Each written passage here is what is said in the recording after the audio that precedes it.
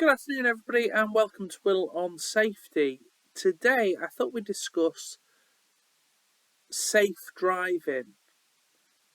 I think driver safety and safe driving is sometimes missed or sometimes not seen as a health and safety toolbox talk that needs to be undertaken. But, most of us, we drive to work, drive home, may well be required to drive as part of our role as well, get into meetings, get into different facilities to maybe go and do a job. So I think it's really important that we do check out safe driving and driver training.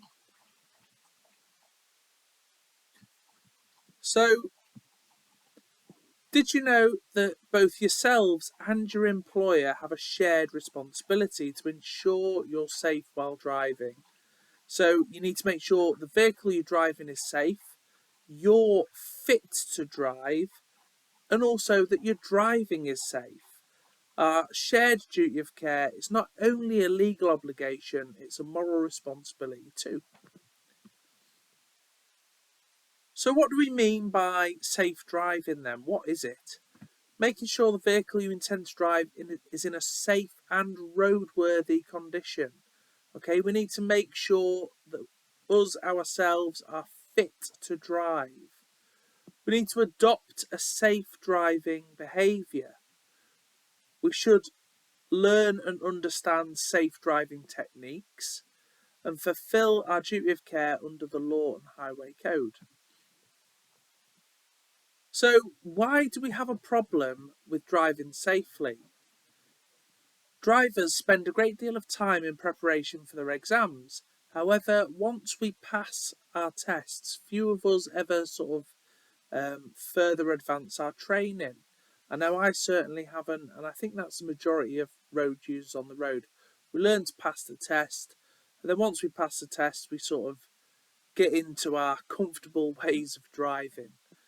But we need to understand that your vehicle is large and a potentially lethal piece of equipment. So poorly operated or maintained, it's capable of causing serious injury or even death. So there's a quick fact for you here, but around 3,500 people lose their lives on our roads each year.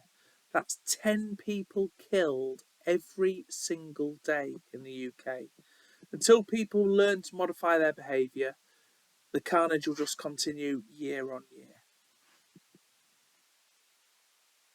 We need to think about maintaining our vehicles. So your vehicle's got to be properly maintained and roadworthy. Otherwise, mechanical failure can result in loss of control and devastating consequences.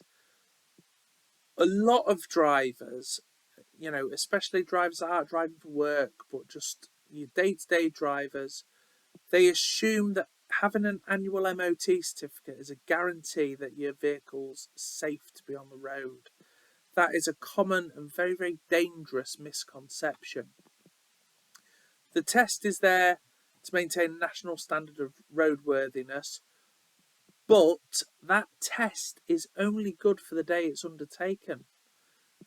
Your car is going to degrade over time. Your MOT is done every year.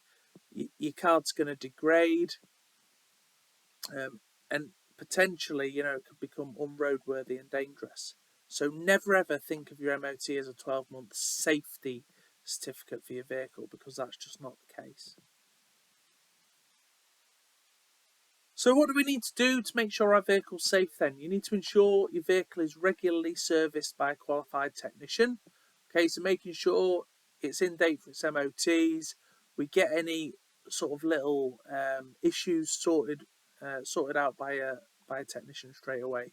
We need to make regular checks as the driver ourselves in all the sort of key safety areas, and some of those will constitute checking the tyres, wiring and fuel lines, making sure they're not broken where they're visible, lights and indicators, oil levels, radiator water level, water bottle, and wiper blades, the horn. We need to make sure our lights are fully working. We need to make sure sort of power steering fluid, etc. We've got enough of that. Okay, so they're all checks that we should be able to do ourselves. Right, we need to be aware of blowouts. So tyre blowouts are literally an explosive deflation due to damaged tyres. It's not hard to imagine the results of such an incident, especially when travelling at high speed on a motorway, for example. Blowouts are caused by negligent or misuse, such as incorrect inflation, either underinflating or overinflating your tyres, driving up curbs, driving over potholes, overloading, having too much weight on the vehicle, speeding over long distances, parking in oil or chemical spillages that degrades the rubber, okay, parking against curbs or failure to remove stones and objects in the tread. We need to think about the stopping distances we're required to maintain. So the results of braking tests by the sort of Motor Industry Association showed a significant increase in stopping distances in the wet with a tread less than 3.5 millimetres. So stopping distances increased by 30% with a 3mm of remaining tread and by over 50% with only 1mm. So that just shows you, as your tyres are degrading, you're getting less tread on those tyres, that stopping distance just extends exponentially. So here's another quick fact for you. Tyre safety saves money. A tyre that's underinflated by 20% will use up to 3% more fuel and wear out 25% quicker, which obviously isn't very good. It's going to cost you more money. The result of a Tyre Industry Council survey found a quarter of vehicles have damaged tyres. We need to think about our physical and our mental health. If you're concerned about the effect that your physical or mental health might have on your driving, you should speak to your employer immediately. If you're not in a good headspace, if you're hyper stressed, maybe you've had some bad news and things, and you think it may affect your ability to be able to drive in a safe manner, don't drive. Speak to your manager, your line manager, supervisor. There's always workarounds. Maybe you can share a drive with somebody else, and they can take on the driving. But don't drive if your physical and mental health isn't where it needs to be safe on the road. There is a minimum standard for eyesight, so you need to make sure you meet that minimum standard. Here in the UK, that minimum standard is to be able to read a car registration plate at 20.5 metres. Okay, if you're concerned with your eyesight, you need to speak to your line manager. Get your eyes tested, and if needed, you're going to have to get glasses, contact lenses, or any sort of eye correction that you deem fit to be able to make sure that you're legally able to drive. So stress is a major cause for dangerous driving. Interestingly, drivers recognise it's important to be in full control behind the wheel. However, significant numbers still admit to driving when stressed. It's vital you're aware of the causes of stress generally, what causes you to become stressed, and when you are suffering from stress yourself. So being able to identify that you're sort of hyper stressed, that could have an effect on your driving. Ideally, you need to try and put burning issues to the back of your mind before driving. If you're upset, tense, or overexcited, try and relax. If you can't bring yourself down, don't drive. Avoid becoming agitated by other road users. That is easier said than done. I am guilty of this, and I'm sure many of you that are watching this video are as well. But just try and think, idiot, let's just move on. Don't let it agitate you too much, and drive at sensible speed and maintain a safe distance from other road users. Mobile phones are a bone of contention, especially when driving for work, but you should never use your mobile phone while driving. You may well have a policy written within your business that says you can use Bluetooth devices, but even if that's the case and Bluetooth devices are available in the vehicle, you should only use them to take incoming calls if they're sort of essential work calls. Ideally, your phone, you just want to lock it away in your glove box. Drink driving is illegal, so any level of alcohol in your bloodstream will affect your driving performance and so increase your risk of having an accident. So your judgment, your judgment on speed, distance, your reaction times are slower, your ability to judge risks are impaired. So just don't do it. It's not even worth having a half. If you're driving, stay completely sober. Obviously, drugs, the same sort of things. Really, it's going to impair you significantly. So whilst dangers of drink driving are well known, people are less aware of the risks driving when impaired through drugs. And we're not just talking illicit drugs. You could be on pain medication or something like that. Medication in general will have warning signs around. If it's likely to make you feel drowsy. However, you know, even if that's not the case, if you are on medication, let your employer know. It would probably be best if you didn't drive. Maybe do a car share with somebody. Tiredness is another thing we need to bear in mind. So a busy life, a full schedule, or work pressures can tempt you into driving when tired. But think again on it. Your decision to do so could be your last decision. It could prove fatal. Taking regular breaks is essential. For every 2 hours of driving, a 15-minute break would be appropriate to rest, walk around, stretch, grab a drink, get the blood flowing and moving. Coffee isn't a cure for drowsiness. Okay, caffeine in drinks like coffee, tea, cola, where it's a stimulant. It's effective temporarily for mild sleep deprivation, but not a substitute for sleep itself. The drinks are ineffective if you're seriously sleep deprived, because they just won't have any effect at all. Sleep is an involuntary process. You can't tell when you're going to fall asleep. You can fall asleep without even knowing it. You need to be aware of the warning signs. I know when I read these warning signs, I know that I've suffered from these, in the past, and I'm sure you watching the video have as well. Okay, so just bear these warning signs in mind. If you start getting any of these, pull over and take a rest. So eyes shutting or going out of focus, head dropping, yawning, lack of concentration or drifting thoughts, not remembering the most recent part of the journey, missing traffic signs or drifting road position. All right, every driver, regardless of how much training you've had, is unsafe when tired. It doesn't matter how experienced or careful you are. You've got to be alert and in full control to stay safe. Tiredness can also affect your perception. Drowsy drivers process information slowly and inaccurately, misjudging their surroundings and the actions of other road users. Drowsiness can also narrow a driver's field of vision. Okay, so I know this video is probably making you a bit drowsy, so just so to get your blood moving, how about you hit that subscribe button now? Hit that and I'll keep you updated with further videos as well. But let's move on. So how is it best to deal with fatigue? So don't drive if you feel tired. Make sure you're well rested before a long journey. Schedule rest breaks along the journey, 15 minutes for every 2 hours.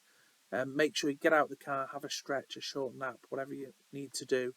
Turning up the radio or opening the window or sunroof won't keep you awake. You've got to stop and have a rest. Ultimately, the best way to fight fatigue is to get regular sleep. There is no substitute for that. All right, ergonomics in your vehicles. You've probably heard of ergonomics. It's a study of the relationship between people and their environment, especially the equipment they use. It plays a major part in today's motor industry and automotive industry. Huge amounts of time and money are invested into achieving the best possible design and layout, seating and controls in our vehicles. The result is, as drivers, we get the optimum driving experience. Okay, this is something a lot of people don't do, but they should do, especially if it's a work vehicle. All right, you need to adjust your seating controls to achieve a good driving position. If you're experiencing pain while driving for work purposes, advise your employer and seek medical advice. Get to know what's adjustable on your vehicle, seat, steering wheel, etc., and the extent of which it can be adjusted. If you are suffering from pain, I sometimes get pain in my knees, or you can get pain in other areas of your body. Adjust your seat position, because 9 times out of 10, you're just sat in the wrong position to be driving, especially for long periods of time. So try and adjust the way you're driving. Okay. Despite high-profile media campaigns, 12% of the UK's 28 million drivers still fail to belt up for a journey. Taking your car onto a road will bring you into contact with other road users and strangers in unfamiliar places at various times of the day and night.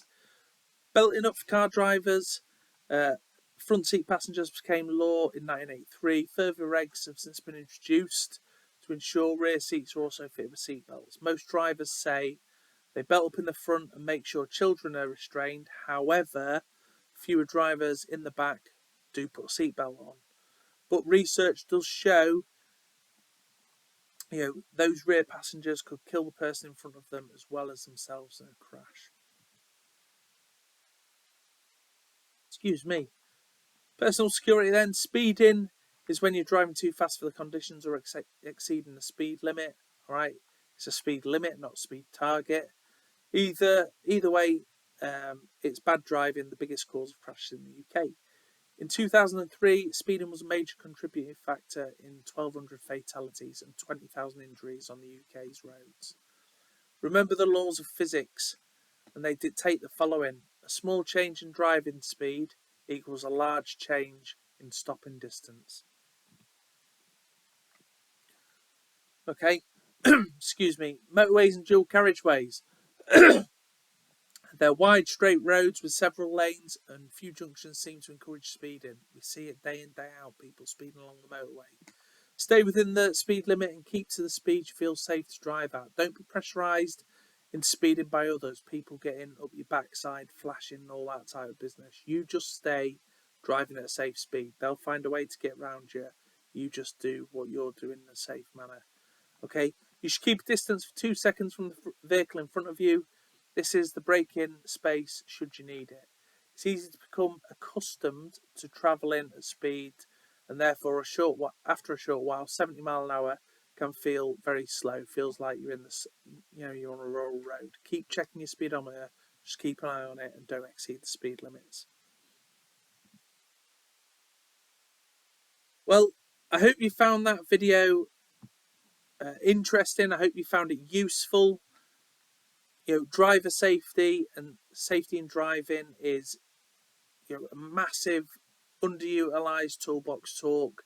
It's not really covered when we think about workplace safety, but it needs to be. If you have to drive to or from your workplace, or even more importantly, if you have to drive as part of your role, you need to make yourself aware of the risks and sort of understand all the different considerations we've covered just in that toolbox talk there. Like I say, I hope you found the video useful. If you have, leave me a comment. Let me know what bits you found useful, what bits you found not so useful. If you found it interesting, hit the subscribe button. It's a big box. Looks like a telly with a play sign in it. So get tapping that. That's going to help me grow my Will on Safety community. Hit the notification bell. Trying to upload at least twice a week. I've only done one this week. I'm going to try and get another one in before I go on my holidays. That'll let you know whenever I'm posting new content, and give me a like. I really appreciate that. But to all of you that have subscribed, thank you. I'm privileged to have you in my growing community. For those of you that haven't joined the community, hit the subscribe button. But that's it for now. So until next time, folks, remember, stay safe by choice and not by chance. Take care for now.